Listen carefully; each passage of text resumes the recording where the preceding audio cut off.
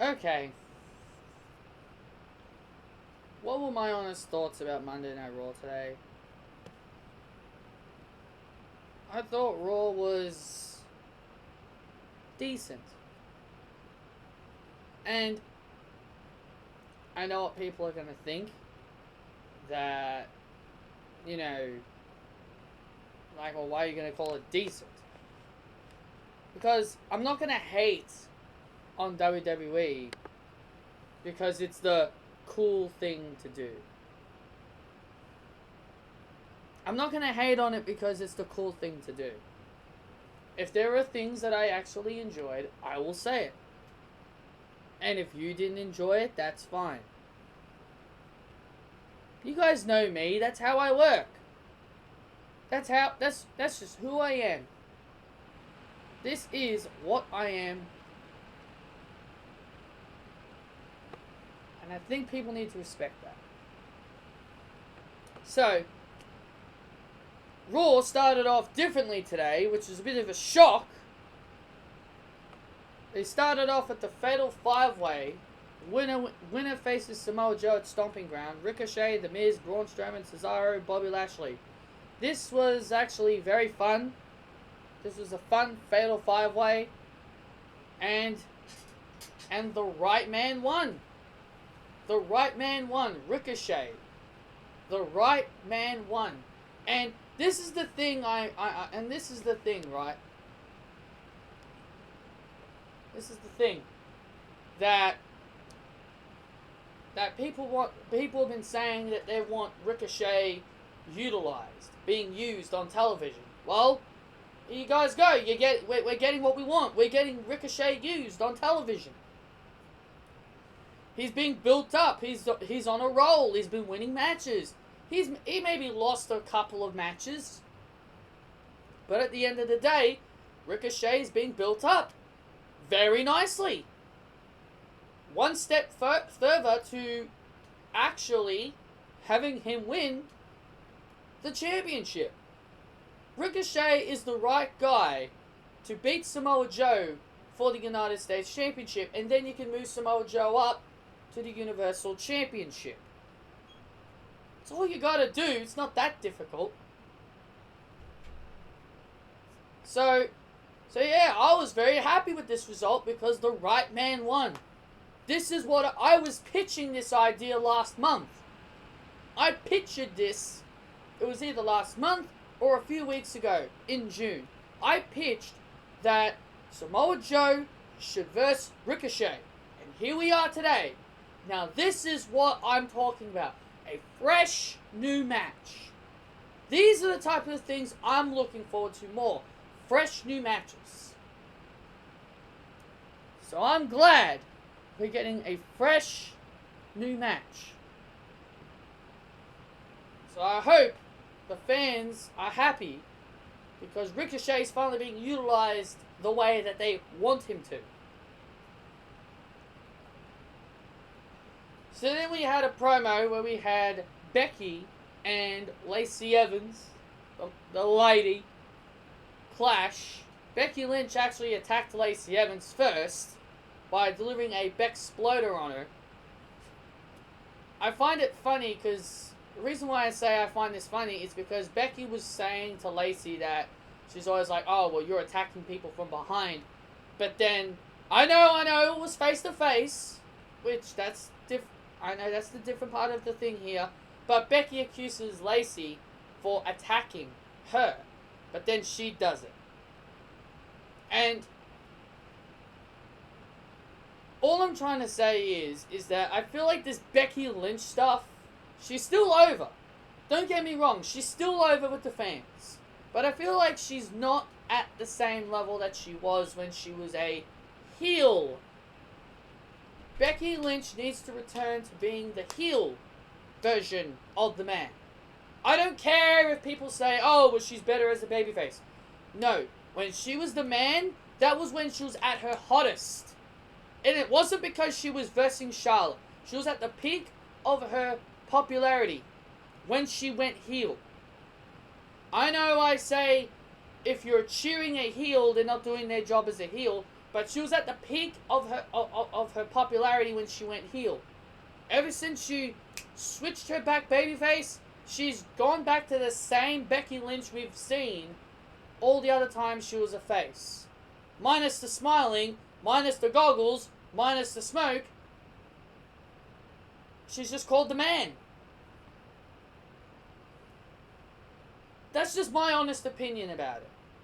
And from what I've seen, I'm pretty sure Lacey Evans is probably walking away with the title. I know that may sound crazy, but at the end of the day, this is WWE we're talking about. So, I'm just saying I would not be surprised. We get the Viking experience. Oh, sorry, no, they're not. Sorry, the Viking Raiders. Excuse me. The Viking Raiders. Where have you guys been? Where have you guys been for the last 5 weeks? Find it funny now that WWE is using their tag teams and actually realizing there's a tag team division on their brand. And yes, Raw had its problems. Tag teams. They forgot they had a tag team division. So the Viking Raiders take on these two jobbers by the name of Russ and Randy Taylor. Yeah, like that's really, really exciting. So the Viking Raiders dispatch these two jobbers, and then we get another hilarious 24/7 moment with R-Truth and Carmella. Now, throughout the night, Seth Rollins has been assaulting people who Baron Corbin select as a referee. First it was Elias. He beats the crap out of Elias with a chair. Then he announces EC3 to be the referee. Seth Rollins bashes the hell out of EC3 with a chair. And then Baron Corbin wants Eric Young to be the referee. And Seth Rollins bashes the crap out of him. So throughout the night, Seth Rollins has just been bashing the hell out of people, all because Corbin makes them the referee. I know Baron Corbin is supposed to have a special guest referee, and yes, this makes Seth Rollins look like a badass, but I in my honest opinion, I feel like this was really silly. Giving this position to someone like an Eric Young or like an EC3, that's definitely going to elevate their careers. Basically, Vince having these three guys have Seth Rollins bash them with a chair is basically him saying, I don't see you guys in this position. You're going to be 24/7 material. But hey, I'm pretty sure the referee is going to be like Brock Lesnar or something. That's what I've been hearing. But anyway, the New Day take on Baron Corbin and Kevin Owens and Sami Zayn. Wow, Kevin Owens. Wild card again. He's the wild card yet again. The predictable match was a 2 out of 3 falls. The New Day win. The New Day take on Gallows and Anderson. Great. Finally, we get to see more of Gallows and Anderson. And I wish they were utilized more. I wish they were used a lot more to their potential. And it's a darn shame, man. AJ Styles is backstage with them. Maybe they're teasing that. They're possibly teasing a club reunion, I'm guessing. AJ Styles wants them to get serious. Doesn't sound like a bad idea to me. Have them as a heel faction? Maybe a face faction. I don't know. But if they're teasing AJ Styles to reunite with Luke Gallows and Carl Anderson, I'm all for that.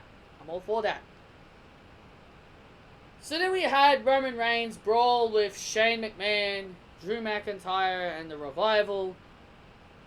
Roman Reigns looking serious, and people like to say that Roman Reigns doesn't take things seriously. Well, here he is, finally taking this seriously, with a serious face. He gets his hands on Shane McMahon. And people were telling me that they're booking Shane McMahon to become WWE champion. See, this is why you don't believe rumors, man. This is why you don't believe every report. Shane McMahon wasn't booked like he was going to become WWE champion. So yeah, Roman Reigns just beats the shit out of Revival and Drew McIntyre and Shane McMahon. So that's it. Is that it now? Does that mean Roman Reigns got his revenge? Does that mean Roman Reigns can now move on to his next feud? Hopefully. Then there was this backstage segment with Bayley. I mean, look, don't get me wrong. Don't get me wrong. I know there might be some people that actually like the wild card rule, which I really want to know why, if you actually do. But to me, if you're a champion that has the word SmackDown on it, you shouldn't be a wild card rule. You shouldn't be a wild card. Bayley, Daniel Bryan, and Eric Rowan, they shouldn't be a wild card. Why have a title that's supposed to be for SmackDown appear on Monday Night Raw? I know Bayley's feuding with Alexa. So what? So what? You could easily have them deal with it over on SmackDown. You can have Alexa Bliss go to SmackDown and deal with her feud from there. That's all you do. You don't need to have the SmackDown champion invade a show that she has no business being on. So, in my opinion, a champion that has the word SmackDown on it, it makes no sense for them to be on Raw. So anyway, back to what I'm saying. There was this backstage segment where Bayley was giggling and laughing with Natalya and Naomi. And then Charlie Caruso approaches these three women, and she asks Bayley about this rumor that's going around that she refused to sign an autograph with a fan, all because she was wearing a Nikki Cross t-shirt. Natalya and Naomi, they actually took this legit. And Bayley's just all like, this is Alexa Bliss. Has Alexa Bliss written all over it, girls. You don't need to believe that crap. I mean, oh my goodness, man. I'm just not a fan of Bayley. I never have. Even when I watched her in NXT, I never was a fan of her. Her gimmick just never appealed to me. Maybe if I was a lot younger, then maybe, yeah, I would have. But I'm a lot older now. I'm a lot older now. The women that inspired me when I was younger, Kelly and AJ Lee, they're not around anymore. But either way, we get the IIconics defending. Yes, I said the word defending their women's tag team championships against Alexa Bliss and Nikki Cross. Oh my god, WWE finally used their brains. WWE finally used their godforsaken brains and had the IIconics defend their titles against the two girls I said they should have defended against. More importantly, feud against. WWE finally used their brains for once. Where's Damien Sandow's music when you need it?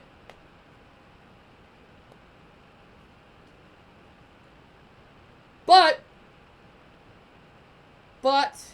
unfortunately, as much as I was happy for this match, it was predictable. Because we know Alexa Bliss is feuding with Bayley at Stomping Ground. So we kind of knew the IIconics were going to win. That's the only downfall to this. I'm glad they finally did it, but it was the wrong time. This was the wrong time to do it. I know I said last week they should have been feuding with the IIconics, which is true. They should have been feuding with the IIconics only. That was only until they, for some stupid reason, had Alexa Bliss started feuding with Bayley for no random reason.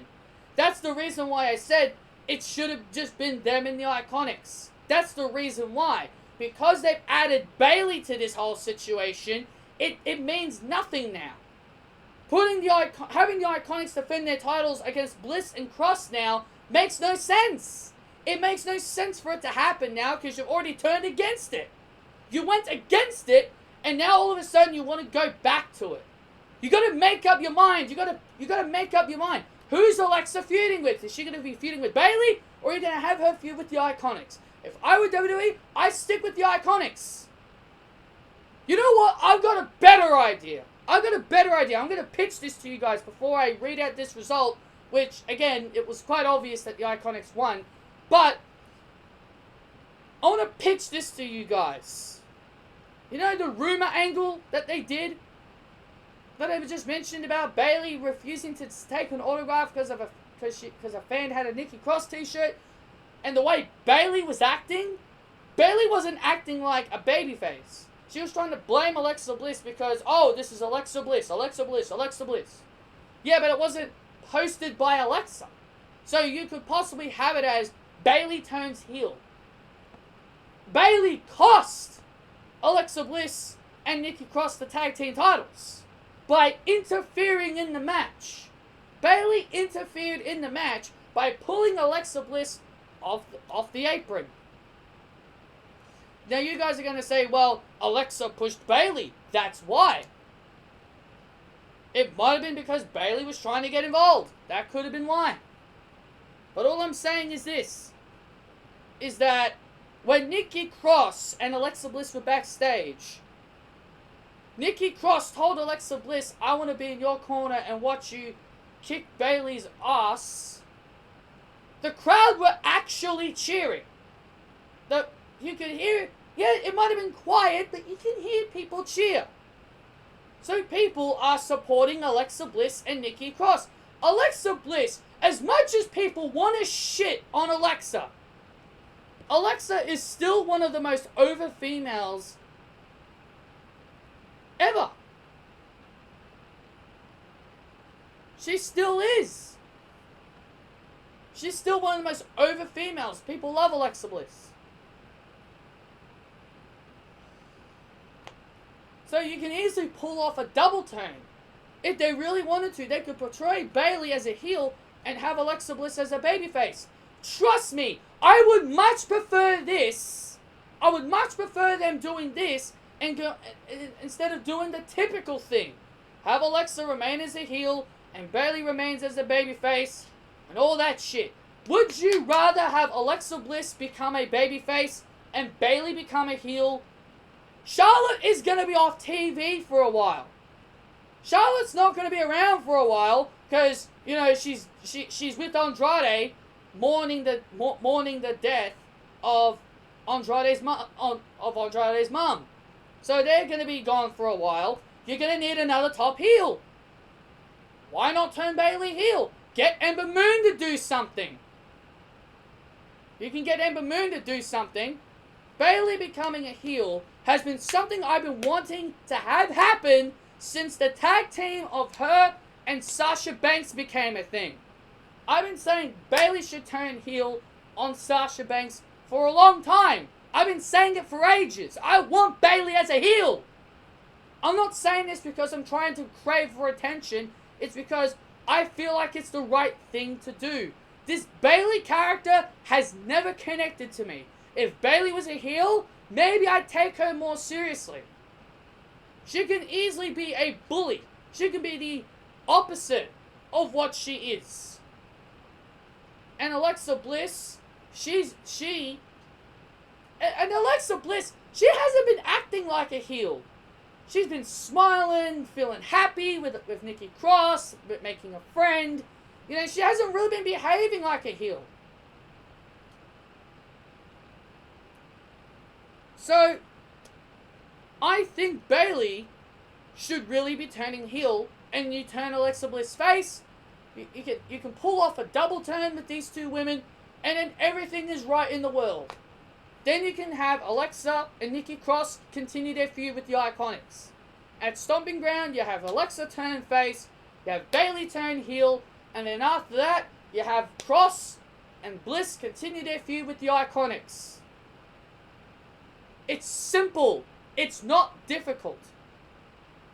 that's my pitch. So yes, the IKonics, like I said, they did win, which was quite obvious. They won because of Bayley interference. And yeah, and Nikki Cross was backstage angry at what Bayley did, and she told Alexa Bliss to kick her ass, and I'll be in your corner watching you do it. Then we have the Firefly Funhouse segment, which, in my opinion, I feel like this should be the final Firefly Funhouse segment, because I want to start seeing Bray Wyatt on TV. The way they portrayed this episode of the Firefly Funhouse sounds like Bray Wyatt is done of being inside his house. He's ready to come out and do business. So yeah, I hope this Bray Wyatt thing, what they showed here, I'm hoping that this is the final episode of the Firefly Funhouse, and then we get down to business with Bray Wyatt. So the main event was Seth Rollins versus Daniel Bryan. I said this with Bayley, and I'm going to say this again. SmackDown champions should not be a wild card. Seriously, I'm dumb. I hate repeating myself with this wild card rule. From now on, you guys are going to be seeing the hashtag remove the wild card rule on all of my thumbnails. Because I hate repeating myself when it comes to the wildcard rule. So the match just begins, and then it ends. It begins, and then it ends with Eric Rowan attacking Seth Rollins. Then it leads into a big brawl, and then the match restarts with all parties banned from ringside. And I was like, you know what? I can take this. At least it's better than just setting up a bloody meaningless tag team match. So we had Seth Rollins and Daniel Bryan giving us a good 10-minute match. And Seth Rollins walked away with the victory. And Baron Corbin attacked Seth Rollins from behind, delivering him smashing. Baron Corbin was smashing Seth Rollins with the steel chair. And then delivered the end of days in the ring, holding up the Universal Championship. So anyway, guys, that's your Monday Night Raw. And in my honest opinion, Raw actually was not bad. Not bad to decent. That's all I will give it. Hit that thumbs up if you guys did enjoy. And I'll see you all in my next video. See you then, guys.